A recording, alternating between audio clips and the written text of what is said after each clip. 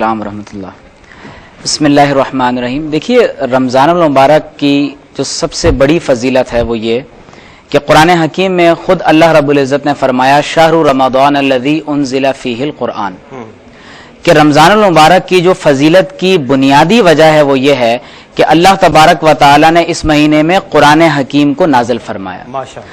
تو کیونکہ قرآن حکیم اللہ تبارک و تعالی کی آخری کتاب ہے، اس دنیا میں اللہ کا آخری پیغام ہے، تو جب انسانیت کو اللہ کا آخری پیغام قرآن حکیم کی صورت میں عطا کیا گیا تو لہٰذا اللہ رب العزت نے اس بات کے شکر کے طور پر بندوں پر رمضان کے روزے فرض فرما دیے اور رات کا قیام اللہ رب العزت نے نفل قرار دیا. رمضان المبارک کے روزوں کے حوالے سے قرآن حکیم میں خود اللہ رب العزت نے فرمایا کہ ہم نے رمضان کے روزے تم پر فرض فرمائے. کتب علیکم الصیام کما کتب علی الذین من قبلکم لعلکم تتقون.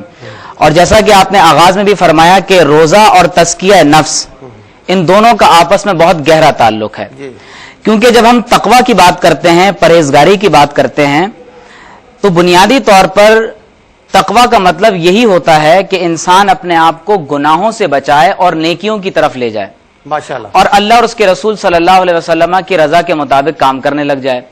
اور روزہ وہ خاص عبادت ہے جو انسان کو تقویٰ کی دولت سے مالا مال کرتی ہے. آپ ذرا سا غور کریں، روزے کے ساتھ انسان حلال چیزوں کی طرف ہاتھ نہیں بڑھاتا. کھانا پینا، اپنی بیوی سے قربت کرنا، جمع کرنا، یہ اس کے لیے جائز ہے، حلال ہے. لیکن انسان رمضان کے مہینے میں اللہ کے خوف سے ان چیزوں کی طرف ہاتھ نہیں بڑھاتا. تو گویا کہ یہ ایک تمرین ہے، ایک مشق ہے کہ جب تم رمضان کے مہینے میں اللہ کی حلال کردہ چیزوں کو ترک کیے بیٹھے ہو تو بقیہ 11 مہینوں میں اللہ کی حرام کردہ چیزوں کو بھی ترک کرنے والے بن جاؤ. گڈ، ماشاءاللہ. اچھا، وہ سب رمضان کے فضائل کے حوالے سے ہم نے بیان فرمایا، اور اللہ پاک سبحانہ وتعالیٰ فرماتا ہے کہ تم پر روزے فرض کیے گئے ہیں جس طرح تم سے پہلی امت پر فرض کیے گئے تھے. فقہ کے حوالے سے، مسئلے کے حوالے سے وہ سب چاہوں گا آپ اس پر روشنی ڈالیں. بسم اللہ الرحمن الرحیم. الحمد للہ رب العالمین والصلاة والسلام علی سید الانبیاء والمرسلین والعاقبۃ للمتقین. بہت اچھی گفتگو فرمائی مولانا عمر محمد صدیقی صاحب نے، اور روزے کے یہ جو تقوی کے حوالے سے خاص آپ نے عنوان رکھا ہے، چونکہ اس کا بہت زیادہ تزکیہ نفس سے تعلق ہے اور بہت زیادہ نفس کو مزکی کرتا ہے. تو اسی لیے اللہ تبارک و تعالیٰ نے پچھلی امتوں پہ بھی فرض فرمائے. اس امت پہ فرض فرمانے کی وجہ یہ بتائی کہ لعلکم تتقون، تاکہ تم لوگ تقوی اختیار کرو. پچھلی امتوں پہ بھی یہی وجہ تھی، لیکن پچھلی امتوں میں یہ سیدنا آدم علیہ السلام سے نوح علیہ السلام تک ایام بیت کے روزے فرض تھے. 3 دن ہر مہینے میں 13، 14، 15 کے روزے فرض تھے. اس کے بعد پھر بعد میں ہر تمام امتوں پہ رمضان کے روزے فرض کیے گئے، لیکن بعد میں یہود و نصارہ نے اس میں تبدیلی کی، اور ان لوگوں نے وہ جو 24 گھنٹے کا روزہ ہوا کرتا ہے اس میں تبدیلی یہ کر لی کہ جناب یعنی جو حیوان اور حیوان سے نکلی ہوئی چیزیں اس کو نہ کھایا جائے، باقی سب چیزیں کھا سکتے 24 گھنٹے میں. پھر ایک مرتبہ ان کا کوئی حبر جو ہے حبر بیمار ہوا، اور تو رمضان کے روزے نہیں رکھ پایا، گرمی تھی، تو اس نے کہا موسم بہار میں ہم آئندہ روزے رکھیں گے. تو رمضان کو انہوں نے ٹرانسفر کر دیا موسم بہار میں، اور پھر اس کی پاداش میں انہوں نے 10 روزے بڑھا دیے. اچھا، تو اس طرح سے یہ ان کے روزے 40 ہو گئے، پھر 50 ہوئے. تو بہرحال یہ تمام امتوں میں رکھے گئے ہیں. تزکیہ نفس سے میں نے عرض کیا کہ اس کا بہت گہرا تعلق ہے، پچھلی امتوں میں بھی اس لیے فرض کیے گئے تھے. سیدنا محی الدین ابن عربی رحمۃ اللہ تعالیٰ علیہ نے بڑی زبردست ایک روایت بیان فرمائی ہے. وہ فرماتے ہیں کہ نفس کو جب اللہ تبارک و تعالیٰ نے پیدا فرمایا تو اس سے پوچھا کہ من انا، میں کون ہوں؟ تو نفس نے کہا انت انت وانا انا، تو اور میں ہوں. تو اللہ تعالیٰ نے ارشاد فرمایا کہ اس کو جہنم میں سزا دی جائے، جلایا جائے. 1000 سال تک اس کو جہنم میں جلایا گیا، پھر اس کو نکالا گیا. پھر اس سے پوچھا نفس سے من انا، کہ میں کون ہوں؟ تو نفس نے کہا کہ انت انت وانا انا، کہ تو ہے میں ہوں. پھر 1000 سال اس کو جہنم میں جلایا گیا. پھر اس نے یہ جواب دیا. 3 دفعہ اس کے ساتھ یہ معاملہ ہوا، مگر جہنم کی آگ سے بھی اس کا تکبر، اس کی انا ختم نہ ہوئی. اللہ جل شانہ نے ارشاد فرمایا کہ اس کو 40 دن بھوکا رکھو. جب 40 دن اسے بھوکا رکھا گیا تو اس سے پوچھا کہ من انا، کہ میں کون ہوں؟ تو کہنے لگا انت ربی وانا عبدک، کہ تو میرا رب ہے اور میں تیرا بندہ ہوں. سبحان اللہ. تو بھوک وہ ہے جو انسان سے تکبر کو ختم کرتی ہے اور خدائی کے دعوے کو چھڑاتی ہے۔ سیدنا بایزید بسطامی رحمۃ اللہ علیہ ارشاد فرماتے ہیں کہ اگر فرعون کو کبھی بھوک لگی ہوتی تو کبھی بھی خدائی کا دعویٰ نہ کرتا۔ سبحان اللہ۔ مفتی عمیر صاحب، حدیث مبارک میں ہے کہ رمضان مبارک میں شیاطین کو قید کر دیا جاتا ہے۔ ایک عام سوال یہ اٹھتا ہے، تاثر اگر جب شیاطین کو قید کر دیا جاتا ہے پھر انسان کیوں بھٹکتے ہیں؟ خصوصاً روزے کی حالت میں بھی اکثر بھٹک جاتے ہیں۔ دیکھیے دو چیزیں ہیں، ایک نفس ہے اور ایک شیطان ہے۔ جیسا کہ مفتی صاحب نے شیخ اکبر محی الدین ابن عربی علیہ رحمہ کی روایت کردہ ایک حدیث بھی نقل فرمائی، تو انسان کو نفس بھی برائی کی طرف مائل کرتا ہے اور شیطان تو ویسے ہی انسان کو برائی کی طرف لے جانے کے لیے ہے، لیکن اللہ تبارک و تعالی رمضان کے مہینے میں اس انسان کے لیے یہ خاص کرم فرماتا ہے کہ شیاطین کو قید کر دیا جاتا ہے، لیکن کیونکہ نفس انسان کے ساتھ ہے اور اس نفس کی اقسام ہیں، اور وقتاً فوقتاً آپ علماء کرام سے نفس کی اقسام کے بارے میں سنتے رہتے ہیں کہ بعض اوقات نفس برائی کی طرف ابھارتا ہے، جب ذکر کر کر کے انسان کا نفس مطمئنہ بن جائے تو پھر اس نفس کے اندر اس قدر اطمینان ہو جاتا ہے کہ پھر یہ ہمہ وقت اللہ تبارک و تعالیٰ کے ذکر کے اندر مشغول رہتا ہے۔ حضرت امام غزالی علیہ الرحمہ نے ایک بہت خوبصورت بات ارشاد فرمائی۔ آپ فرماتے ہیں کہ یہ جو نفس ہے یہ اندر کا بھیدی ہے، اس کو معلوم ہے کہ انسان کو کیا پسند ہے کیا ناپسند ہے، یہ کس چیز سے محبت کرتا ہے کس چیز سے نفرت کرتا ہے، لہٰذا شیطان یہ کرتا ہے کہ اس اندر کے بھیدی سے ساز باز کر لیتا ہے، اور جہاں جہاں انسان کو موڑنا ہوتا ہے وہاں اس کی نکیل پکڑ کر اپنے ساتھ لے جاتا ہے۔ لیکن رمضان کے مہینے میں اللہ کی طرف سے خاص رحمت یہ ہوتی ہے کہ شیطان کو قید کر دیا جاتا ہے، لیکن کیونکہ نفس وہ برائی کا عادی رہا ہے تو لہٰذا اب اس نفس کو چاہیے کہ ہم ایک ٹریننگ کے مرحلے سے گزاریں، ایک خاص تربیت کے مرحلے سے گزاریں، کیونکہ یہ شیطان کے ساتھ ساز باز کرتا رہا ہے اور شیطان کے کہنے پر چلتا رہا ہے اور اس کے اندر شیطانی اثرات بھی آ گئے، اور ہم جو اپنی نفسانی خواہشات کی تکمیل کرتے چلے جاتے ہیں تو نفس ہمیں مزید برائی کی طرف مزید آگے لے جاتا رہتا ہے۔ تو لہٰذا یہ سوال جہاں تک اس بات کا تعلق ہے کہ شیطان تو قید ہو گیا لیکن اس کے باوجود یہ برائی کیوں ہوتی ہے، تو یہ انسان کا نفس ہے جو انسان کو برائی کی طرف اور غلط کام کی طرف ابھارتا ہے۔ اس لیے جو حدیث میں آپ علیہ السلام نے فرمایا کہ الاثم ما حاک فی نفسک، برائی وہ ہے گناہ وہ ہے جو تمہارے دل میں کھٹکتا ہے۔ تو اگر انسان کا نفس پاکیزہ ہو جائے مزکہ اور مصفہ ہو جائے تو پھر یہی نفس انسان کو نیکی کے راہ پر ڈال دیتا ہے اور دل کے اندر برائی کھٹکنے لگتی ہے۔ تو لہٰذا رمضان کے مہینے میں روزہ رکھ کر رات کو قیام کر کے تلاوت کلام مجید اور ذکر اللہ کے ذریعے سے اس نفس کا تزکیہ کرنے کی ہمیں کوشش کرنی چاہیے تاکہ یہ نفس آہستہ آہستہ اللہ تعالیٰ کی عبادت کرنے کا عادی ہو جائے۔ مفتی علامہ شیخ حدیث جناب ابوبکر صدیق شاگری صاحب، یہ عمیر صاحب نے بڑی اچھی بات کی کہ شیاطین کو قید کر دیا جاتا ہے لیکن نفس انسان کو مجبور کرتا ہے گناہوں پر، اور اس کی ٹریننگ کی جائے باقاعدہ قیام اللیل کے ساتھ صوم کے ساتھ، تو یہ نفس برائی سے نہیں ابھارتا ہے۔ اچھا، اب مجھے یاد آیا کہ حضرت یوسف علیہ السلام نے فرمایا، شاید 13 پاری کی ابتدا ہے کہ کوئی شخص بھی اپنے نفس امارہ سے محفوظ نہیں ہے۔ تو اس حوالے سے میں چاہوں گا ناظرین کی، کیونکہ ہم نفس پہ کچھ زیادہ گفتگو آج کر رہے ہیں کہ نفس کی اقسام کتنی ہیں، ایک بات۔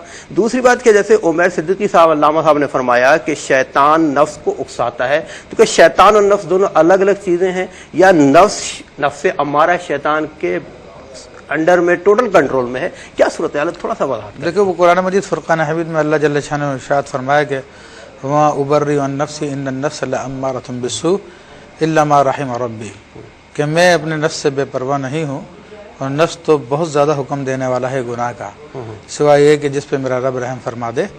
تو سیدنا یوسف علیہ السلام کے قول کی حکایت کی اللہ تبارک و تعالیٰ نے، تو بلا شبہ نفس کی جو اصل تو یہی ہے کہ اصلاً یہ کافر ہوتا ہے، اور اس کو یوں سمجھ لیجیے یہ کافر نہیں تو اس کے ساتھ جو ہمزاد ہوتا ہے وہ کافر ہوتا ہے، اور وہی اس کو ہمیشہ گناہ کے مشورے دیتا ہے۔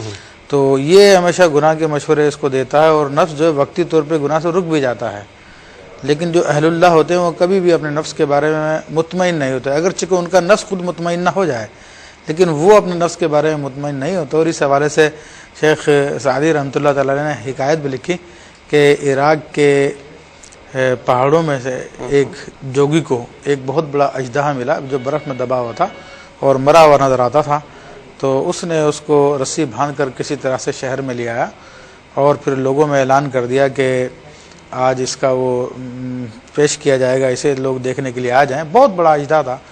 تو بہرحال وہ اسے لے آیا گیا میدان میں، لیکن جب عراق کی دھوپ نکلی اور وہ دھوپ اس اجدے پہ پڑی تو اس کے اکڑے ہوئے جسم میں جان آنا شروع ہوئی، اور جیسے اس کے جسم میں جان آئے تو اس نے جب ہلنا شروع کیا تو لوگوں کے ٹھٹ کے ٹھٹ لگے ہوئے تھے، بہت عظیم رش تھا. تو بھگدڑ میں ہزاروں لوگ کچلے گئے، مارے گئے. تو اسی طرح نفس ہے کہ اس کو اگر دبا کے رکھا جائے تو دبا رہتا انشاءاللہ ہے. آگے بڑھائیں گے. بڑا خوبصورت آپ نے حکایت کے حوالے سے مثال دی ہے. ناظرین ہمیں جانا ایک مختصر سے وقفے میں، انشاءاللہ ملتے ہیں ایک وقفے کے بعد. جسے چاہ جی ناظرین، رمضان اسپیشل ٹرانسمیشن کے حوالے سے پروگرام آپ کی خدمت میں پیش کیا جا رہا ہے آپ کے مسائل کا حل. میرے ساتھ اس پروگرام میں موجود ہیں شیخ الحدیث فقیہ العصر حضرت علامہ مفتی ابوبکر صدیق شاہ علی صاحب اور علامہ عمیر محمود صدیقی صاحب. روزے کے حوالے سے آج ہم گفتگو کر رہے ہیں. ہمارا موضوع ہے روزہ تزکیہ نفس اور قرب الہی کا اہم ذریعہ ہے.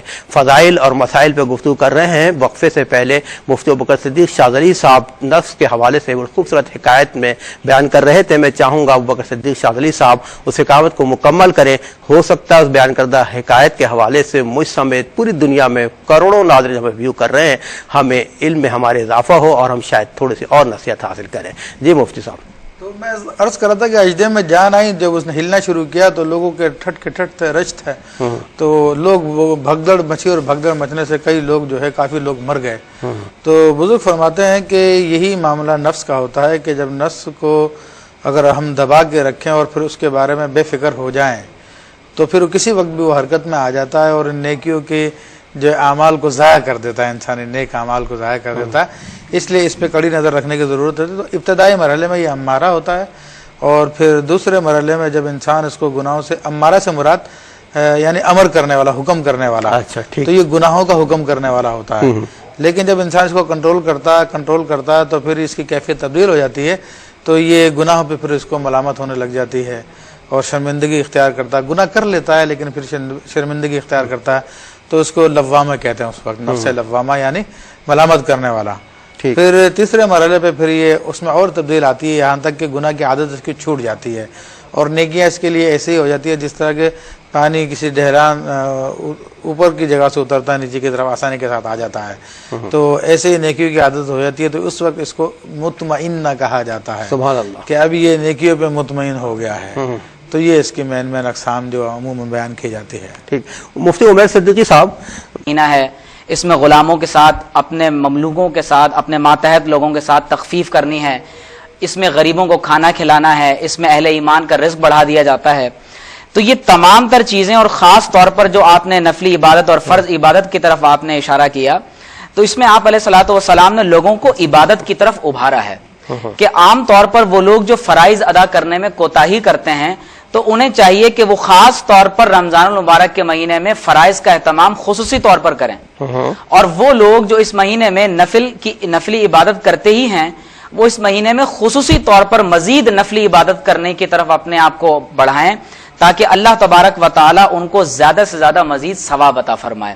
تو خاص طور پر آپ صلی اللہ علیہ وسلم کا اس مہینے میں عبادت کے ثواب کو زیادہ بیان فرمانا یہ لوگوں کی ترغیب کے لیے ہے، ہماری ترغیب کے لیے ہے کہ ہم فرائض میں پختگی اختیار کریں اور نوافل پر کثرت کریں. بہت شکریہ. مفتی ابوبکر صدیق شاہ علی صاحب، قبل اس کے کہ میں اپنے بھائی کے پوچھے گئے سوال کا جواب لوں، تھوڑا سا مسائل کی طرف بھی آتے ہیں. اچھا، ایک کالر موجود ہے، کالر کو شامل کرتے ہیں، انشاءاللہ آپ سے بات کریں گے. جی السلام علیکم. السلام علیکم.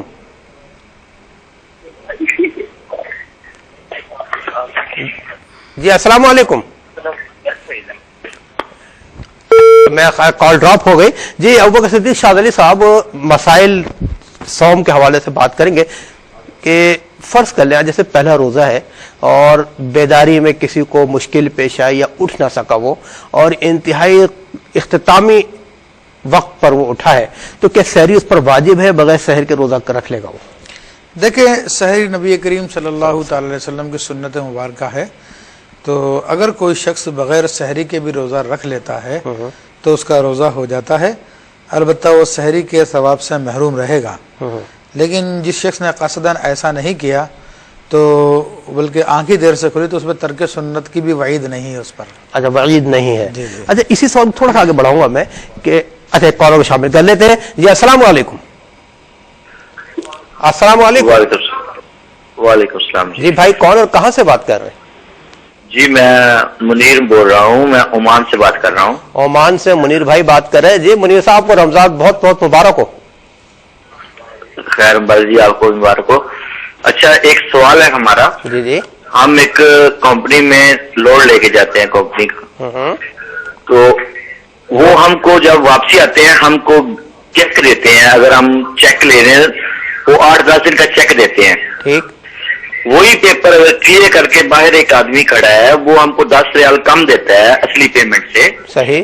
کیا وہ ہم جو پیسے لیتے ہیں وہ سود میں شامل ہوتے ہیں؟ جو کیش لیتے ہیں 10 ریال کم لیتے ہیں, اگر ہم کمپنی سے لیں گے تو ہم کو 8-10 دن بعد ملیں گے. ٹھیک ہے بھائی منیر صاحب, کیا یہ سود میں تو نہیں شامل ہوتا؟ بالکل آپ کا سوال میں نوٹ کر لیا ہے. شریعت اس حوالے سے کیا کہتی ہے. میرے ساتھ دونوں علماء کرام موجود ہیں, انشاءاللہ تعالیٰ آپ کے سوال کا جواب دیں گے. بہت بہت شکریہ کہ عمان سے آپ نے ہمارے پروگرام میں شرکت کی. مصعب مسئلے کے حوالے سے بات کر رہا تھا میں کہ ایک تو اگر دیر سے اٹھا تو آپ نے کہا کہ ترک سنت کی وعید بھی نہیں ہوگی کہ اس کی مجبوری تھی.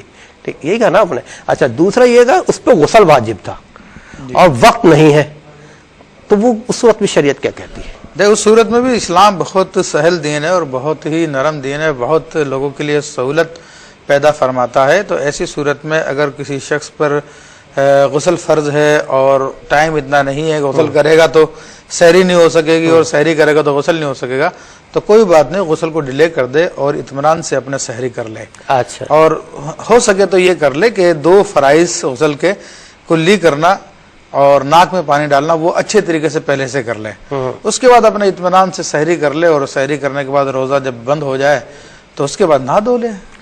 اچھا جزاک اللہ. ماشاءاللہ بہت سارے لوگوں کی آپ کے جواب کی روشنی میں مشکل حل ہو گئی ہوگی کہ بعض اوقات ایسا ہوتا ہے کہ غسل واجب ہوتا ہے, آدمی سٹپٹا جاتا ہے کہ 2 منٹ میرے پاس ہے یا 3 منٹ میں غسل کروں کہ سحر کروں. تو آپ نے فرمایا شریعت اجازت دیتی ہے کہ آپ پہلے سحری کر لیں پھر غسل کریں. اچھا اب میں چاہوں گا ہمارے بھائیوں کے سوال موجود ہیں. آپ کو دیکھیں پہلے جو بھائی نے کوشچن کیا تھا کہ 2 گواہوں کی موجودگی میں عورت سے نکاح ہو جاتا ہے, تو دیکھیں یہ صرف 2 گواہوں کا موجود ہونا کافی نہیں ہے, بلکہ حدیث کریمہ ہے. نبی کریم صلی اللہ علیہ وسلم کا فرمان ہے ایما امرأۃ نکحت بغیر اذن ولیہا نکاحها باطل باطل باطل.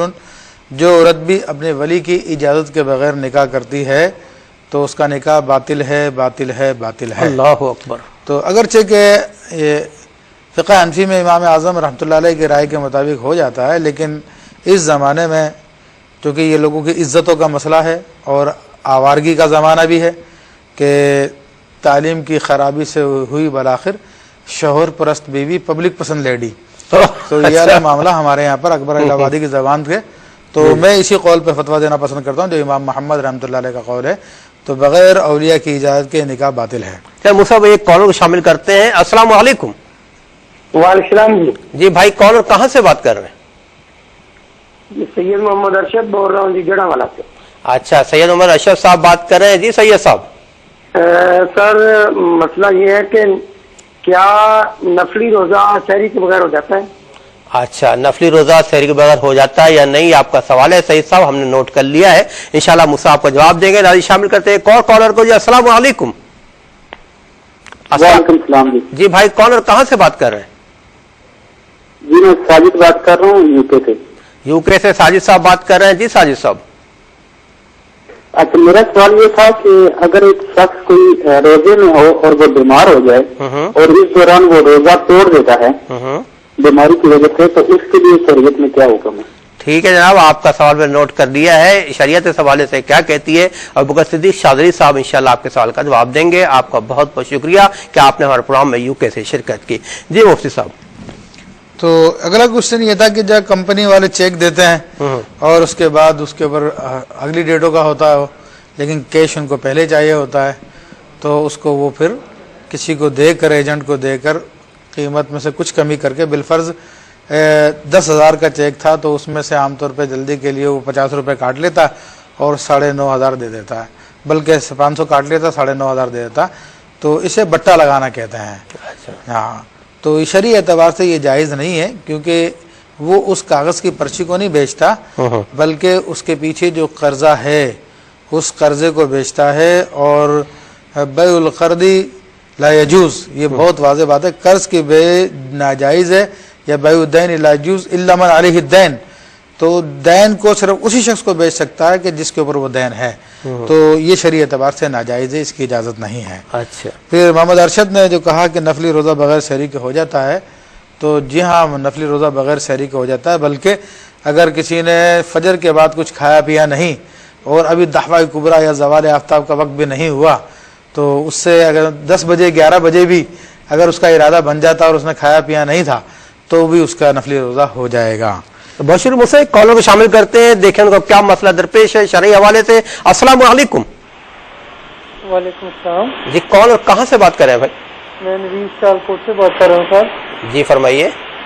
سر اگر آدمی نے صبح روزہ رکھ لیا ہے اور اس کا دوپہر کو کام کرتے ہوئے کہیں چوٹ لگ جاتی ہے اور خون بہتا ہے تو اس کے لیے شریعت کیا حکم ہے؟ چوٹ لگ جاتی ہے کام کے دوران خون نکالتا ہے تو اس حوالے سے شریعت کیا کہتی ہے؟ آپ کا بہت بہت شکریہ بھائی، ہم نے آپ کا سوال نوٹ کر لیا، انشاءاللہ مجھ سے آپ کو جواب دیں گے۔ ایک اور کال کو شامل کرتے ہیں۔ السلام علیکم۔ جی آپ اپنا ٹیلی ویژن والیوم بند کر دیے تاکہ آپ کو ہم صحیح طور پر سن سکیں۔ پلیز جی میں سن رہا ہوں، اپنا ٹیلی ویژن والیوم بند کر دیجیے پلیز۔ یہ سر ہیلو، یہ میرا سوال ہے کہ یہاں پر گولڈ کی دکان ہے ہماری اور ہم یہ بھگوان وغیرہ کی مورتیں جو ہوتی ہیں ہندوؤں کی، یہ سیل کر سکتے ہیں؟ ٹھیک ہے، آپ کا ہم نے سوال نوٹ کر لیا ہے۔ اور ناظرین آج ہم گفتگو کر رہے ہیں روزے کے حوالے سے، میرے ساتھ موجود ہیں مفتی عمیر صدیقی صاحب اور علامہ حضرت ابوبکر صدیق شاہ علی صاحب۔ بڑا خوبصورت پروگرام جا رہا ہے، شرعی حوالے سے روزے کے فضائل اور مسائل پر ہم گفتگو کر رہے ہیں کہ مفتی صاحب سے میں چاہوں گا کہ ہمارے بھائیوں کو پوچھے گئے سوال موجود ہیں کہ اس پوچھتے ہیں کہ شرعی حوالے سے ان کا حل کیا ہے۔ دیکھیں بھائی نے پوچھا کہ بیماری کی وجہ سے روزہ اگر توڑ دیا جائے تو کیا حکم ہے؟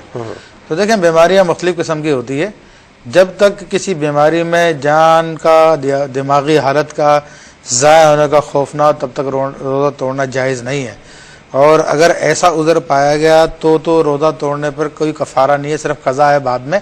لیکن ایسا عذر نہیں پایا گیا اور روزہ توڑ دیا چھوٹی موٹی تکلیف میں تو پھر اس پر قضا بھی اور کفارہ بھی ہے۔ اچھا ٹھیک۔ پھر دوسرے بھائی نے کہا کہ روزے میں خون بہہ گیا تو کیا حکم ہے؟ تو خون بہ جانے سے روزہ نہیں ٹوٹتا ہے، ہاں البتہ ایسی حالت کو پہنچ گیا کہ اب اس کی جان کا مسئلہ بن گیا ہے اور بغیر کچھ دیے اسے یعنی خوراک دیے اس کا گزارا نہیں ہو سکتا، زندگی کو خطرہ ہے، تو پھر شریعت مطالعہ اس کو اجازت دی ہے روزہ توڑنے کی۔ اسے اسی جواب پر ہم جاتے ہیں ایک مختصر سے وقفے پہ، ناظرین ملتے ہیں ایک شارٹ بریک کے بعد۔ سے دور ہے منزلیں قریب کی بات ہے۔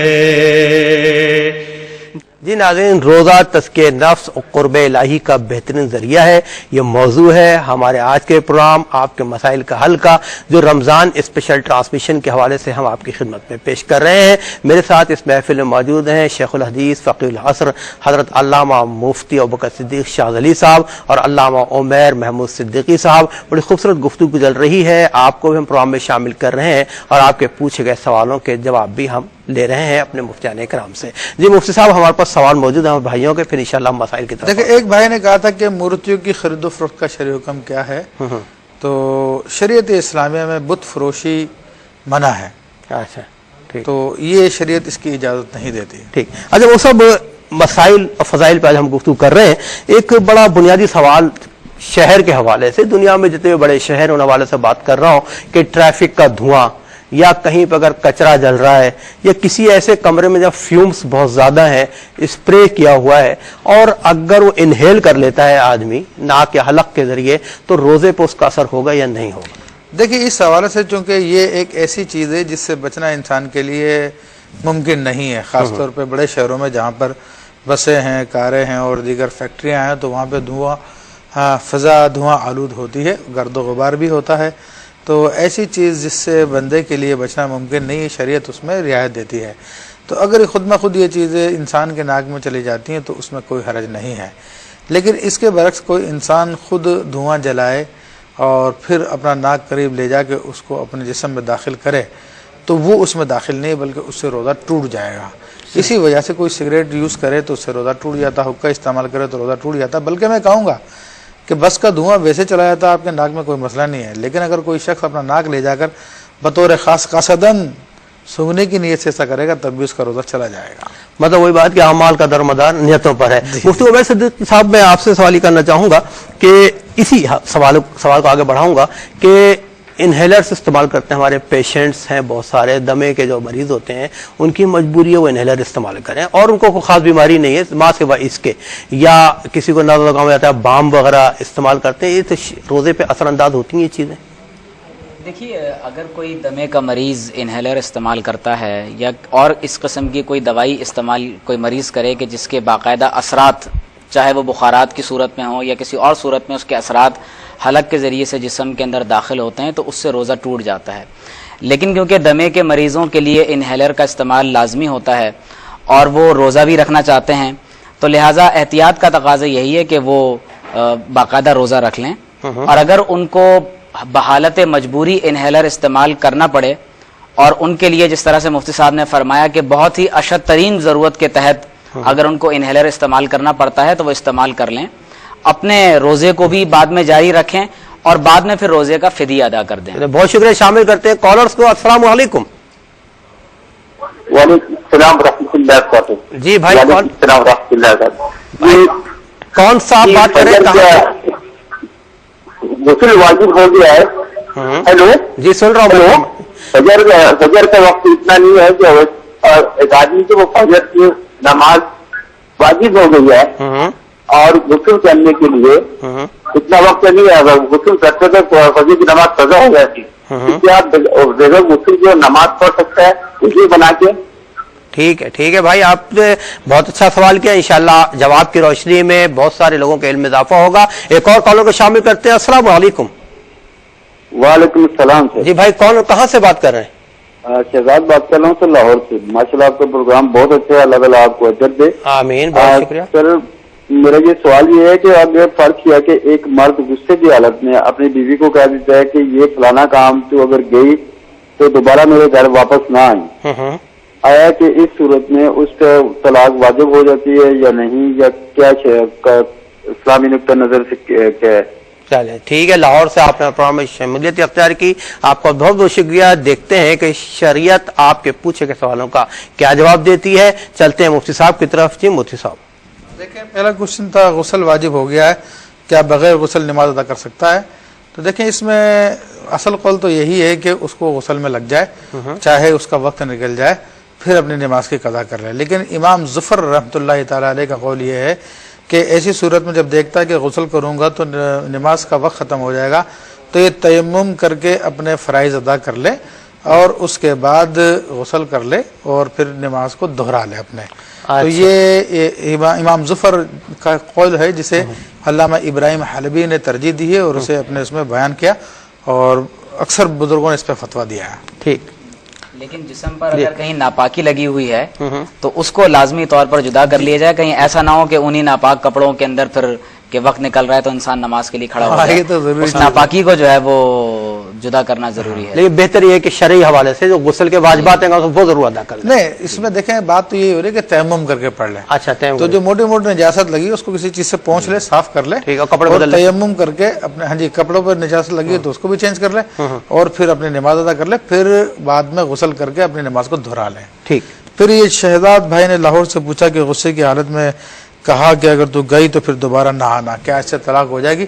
تو یہ طلاق کے الفاظ ہیں ہی نہیں ہیں، تو اس سے طلاق نہیں ہوگی، اس سے طلاق نہیں ہوگی۔ جی جی اچھا ٹھیک ہے۔ مفتی عمیر صاحب، روزے کے لیے سحری کرنے کے بعد نیت کرنا ضروری ہے زبان سے، اور اس طرح افطار کرتے وقت افطار کی دعا پڑھنا لازم ہے؟ دیکھیے نیت روزے کے لیے کرنا ضروری ہے، کیونکہ بغیر نیت کے جو ہے روزہ آپ ادا نہیں کر سکتے، لیکن اس نیت کا مطلب یہ ہرگز نہیں ہے کہ آپ زبان سے جو نیت کے کلمات ہمارے یہاں ٹی وی سکرینز پر آتے ہیں یا کتابوں میں ملتے ہیں تو زبان سے ان کا دہرانا ضروری نہیں ہے۔ اگر دل سے انسان نیت کر لیتا ہے، دل سے ارادہ کر لیتا ہے، یہ سحری کھانا بھی روزے کی نیت کے ہی قائم مقام ہوتا ہے۔ لیکن بعض لوگ ایسے بھی ہوتے ہیں کہ جو سحری تو کھاتے ہیں لیکن دل میں روزہ رکھنے کا ارادہ نہیں ہوتا، تو لہٰذا دل کے ارادے کا اعتبار ہے، اگر انہوں نے دل میں روزہ رکھنے کا ارادہ کر لیا ہے تو ان کا روزہ مکمل ہوگا۔ اسی طرح سے افطار کے وقت بھی جو دعا پڑھی جاتی ہے تو یہ تمام کی تمام دعائیں مسنون ہیں. اگر کوئی ان دعاؤں کو پڑھتا ہے، ادا کرتا ہے، تو یقیناً اس کو ثواب ملے گا. آپ علیہ الصلوۃ والسلام کی سنت بھی ہے. اور اگر اس نے ان دعاؤں کو نہیں پڑھا اور براہ راست اس نے اپنا ہاتھ کھجور یا افطاری کی طرف بڑھایا تو یہ سنت کا ترک ہوگا. سنت کا ترک ہوگا. اچھا ابو بکر صدیق شاذلی صاحب، روزے اور رمضان کے حوالے سے ہم گفتگو کر رہے ہیں، مسائل پہ بھی گفتگو کر رہے ہیں، فضائل پہ بھی گفتگو کر رہے ہیں، کہ ایک سوال میرے ذہن میں آیا کہ دنیا ہے، حوادث بھی پیش آتے ہیں لوگوں کو، تو اگر کسی کے لیے انتہائی ایمرجنسی میں خون دینے کی ضرورت پیش آ گئی تو خون دینے سے روزے پہ اثر ہوگا یا نہیں ہوگا؟ دیکھیں ابھی میں نے ذکر کیا تھا کہ جسم سے خون نکلنے سے روزے پہ اثر نہیں پڑتا، سوائے یہ کہ اس کو کمزوری لاحق ہو جائے، اور ایسی کمزوری لاحق ہو جائے جس سے روزہ توڑنا پڑے، تو اس ایسے شخص کو خون دینا جائز نہیں ہے، بلکہ کسی اور شخص سے لے لیا جائے کسی کی ضرورت کو پورا کرنے کے لیے. تو خون نکالنے سے روزہ نہیں ٹوٹے گا، بلکہ بعض لکھا پچھنے لگانے سے، فسد کھلوانے سے روزہ نہیں ٹوٹتا. اچھا، اور وہ خون نکالنے کی صورت ہوتی ہے، جسے آج کل ہمارے زمانے میں کپنگ کہتے ہیں، اور ویسے اس کو سینگے لگوانا کہتے ہیں، حجامہ کہتے ہیں عربی زبان میں. ٹھیک. اچھا اب اسی طرح جیسے مختلف حوالوں سے پڑھا بھی ہم نے، لوگ پوچھتے بھی ہیں، کسی کو جیسے پہلا روزہ ہے، لوگوں کو اندازہ نہیں ہوتا، بہت زیادہ بسیار خوری کا شکار ہو جاتے ہیں، اور روزے کے بعد یا درمیان دن میں الٹی ہو جاتی ہے ان کو، تو اس سے روزے پہ اثر پڑے گا؟ دیکھو الٹی سے روزہ نہیں ٹوٹتا. اچھا، پہلی بات تو یہ بہت مسلمہ بات ہے، سوائے یہ کہ کسی نے جان بوجھ کے کی اور منہ بھرو، تو اس میں سے اگر کچھ لوٹ جاتی ہے تو پھر ٹوٹتا ہے، ورنہ نہیں ٹوٹتا. اچھا، منہ بھر کے خود بخود ہو تو اس سے روزہ نہیں ٹوٹے گا؟ جی ہاں، جان بوجھ کے الٹے گا تو ہوگا. اچھا محمود صدیقی صاحب، آج کل ہم جو چل رہے ہیں روزے اور افطار کے ٹائم پہ ایک شیڈول ہمیں دیا جاتا ہے جو علماء اکرام نے اور ماہر فلکیات نے اس کو ترتیب دیا ہوا ہے. مثال کے طور پہ کراچی میں آج تھا 4:22 پہ، اب 4:23 ہو گئے اتفاق سے، اور کھاتے کھاتے 1 منٹ اوپر ہو گیا. تو اس حوالے سے شریعت کیا کہتی ہے؟ دیکھیے، جو قرآن حکیم میں حکم ہے، اللہ تبارک و تعالیٰ نے فرمایا کہ کلوا واشربوا حتی یتبین لکم الخیط الابیض من الخیط الاسود. رمضان شریف میں جب انسان سحری کرتا ہے تو قرآن حکیم کے مطابق کھانے اور پینے کی اجازت اس وقت تک ہے جب تک صبح صادق نہ ہو جائے. تو صبح صادق سے لے کر غروب آفتاب تک یہ روزے کا دورانیہ ہے. تو اگر ہمارے ہاں عام طور پر لوگ یہ سمجھتے ہیں کہ شاید اس کا تعلق اذان کے ساتھ ہے، بعض اوقات ایسا بھی ہو سکتا ہے کہ مؤذن اذان تاخیر کے ساتھ دے، تو اذان سے یہ تو معلوم ہو جاتا ہے کہ فجر کا وقت داخل ہو چکا ہے، لیکن اس کا یہ مطلب نہیں ہے کہ جب مؤذن نے اذان دے دی تو اس کے بعد ہی یہ وقت جو ہے وہ شروع ہوتا ہے. تو اصل بنیادی طور پر صبح صادق کا وقت ہے. اور عام طور پر ہمارے ہاں جو نقشے بنائے جاتے ہیں اس میں نقشے بنانے والے جغرافیہ دان وہ عام طور پر چند 1 منٹ کا اس میں فرق رکھتے ہیں. اچھا ٹھیک. تو اگر اس میں 1-8 منٹ کا یا سیکنڈز کا کوئی ایسا فرق اوپر ہو جائے تو اس پہ روزے پہ فرق نہیں پڑے گا. لیکن اگر اس میں اتنی زیادہ تاخیر کی کہ جو بہت زیادہ تاخیر کے زمرے میں آ جائے تو پھر اس صورت میں جو ہے وہ روزہ شروع نہیں ہو پائے گا. اچھا وہ سب روزہ اگر اس میں اعمال صحیح نہیں ہے تو اللہ پاک کو اس سے پرواہ نہیں ہے کہ تم بھوکے پیاسے رہو. اس حوالے سے میں چاہوں گا تھوڑی سی روشنی ڈال. تو ویسے تو آپ نے حدیث شریف بیان کری دی کہ اگر اعمال صحیح نہیں ہے تو اللہ تعالیٰ کو پرواہ نہیں ہے کہ بھوکے پیاسے، اور حدیث کریمہ میں بھی آتا ہے کہ بعض روزہ داروں کو سوائے بھوک اور پیاس کے کچھ بھی نہیں ملتا. تو اس سے مراد یہی ہے کہ روزہ صرف ظاہری اعتبار سے کھانا پینا چھوڑ دینے کا نام نہیں ہے صرف، بلکہ روزے کا اصل مقصد ہے آپ کے اندر تبدیلی آئے. اور روزے کا جو سب سے اہم ترین مقصد جو مجھے سمجھ میں آیا وہ ہے مراقبہ الہی، اللہ تعالیٰ کا مراقبہ ہے، یعنی ہر وقت انسان کی توجہ اپنے رب پہ لگی رہے. تو روزے سے یہ چیز انسان کو حاصل ہوتی ہے. یہی وجہ ہے کہ مسلمانوں کا بچہ یا جوان یا بوڑھا تنہائی میں بھی ہوتا، اس کے پاس دنیا کے تمام نعمتیں موجود بھی ہوں، تب بھی وہ یہ سوچ کر اس کھانے کو یا غذا کو ہاتھ نہیں لگاتا کہ میرا رب مجھے دیکھ رہا ہے. تو روزے کا اصل مقصد یہی کہ رب میرا دیکھ رہا ہے، مجھے سے حساب کتاب کرنے والا مجھے دیکھ رہا ہے. تو پھر اس کے سامنے انسان کیسے گناہ کے کام کرے.